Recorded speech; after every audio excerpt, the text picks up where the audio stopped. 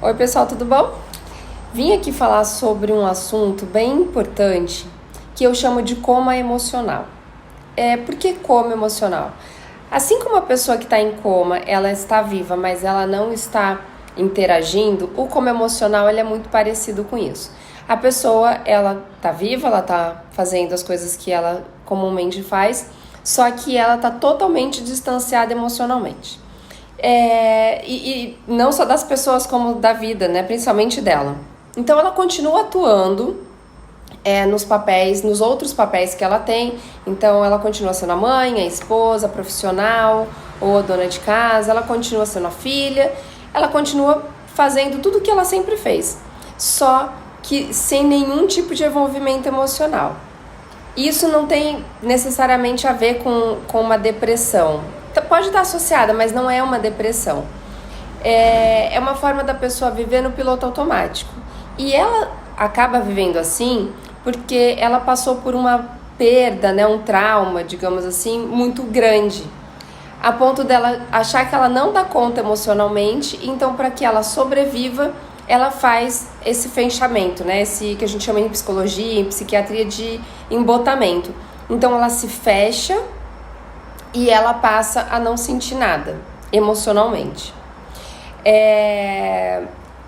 Isso é muito ruim, né? Porque a pessoa ela está vivendo, quer dizer, ela está em vida, mas ela não está vivendo, ela está sobrevivendo. E isso pode durar semanas, pode durar meses, pode durar anos, assim, muitos anos. A ponto da pessoa até se esquecer de quem ela realmente era. Porque passa-se tanto tempo que ela nem se dá conta mais de quem ela era. E ela vai vivendo nesse piloto automático. E isso é muito triste, né? E por isso que eu trouxe esse assunto aqui. Uma das características principais também é o fato da pessoa não ter uma vida social ativa. Então, principalmente aquelas pessoas que gostavam muito de conversar, né, de sair, de repente elas não fazem mais isso. E elas inclusive nem se dão conta de que elas sentem falta.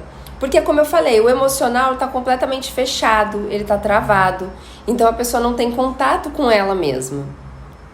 Então olha só que difícil que é, né? Para a pessoa ela perder totalmente o contato que ela tem de si. Então, como eu falei, isso acaba acontecendo depois de um trauma muito grande.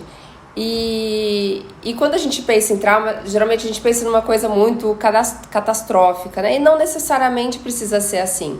Mas uma mudança muito radical de vida já traz isso, já traz esse trauma.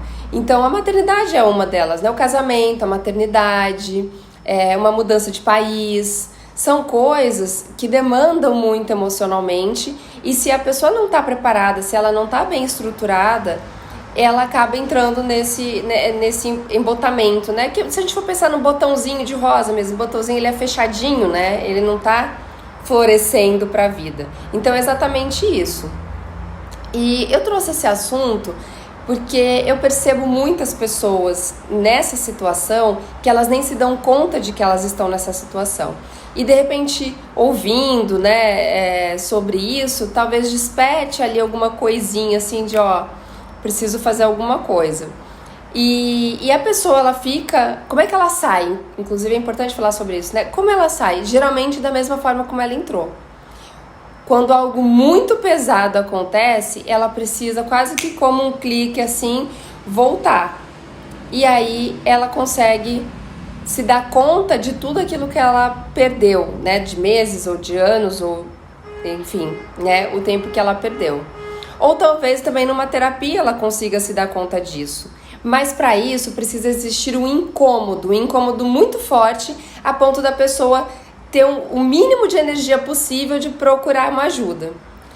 Então é isso, assim, dei uma resumida, né? A gente não tem muito tempo para falar sobre isso, até para não ficar cansativo o vídeo, mas é só para você ter uma ideia do quanto é importante olhar para si e se dar conta da forma como a gente está vivendo a nossa vida.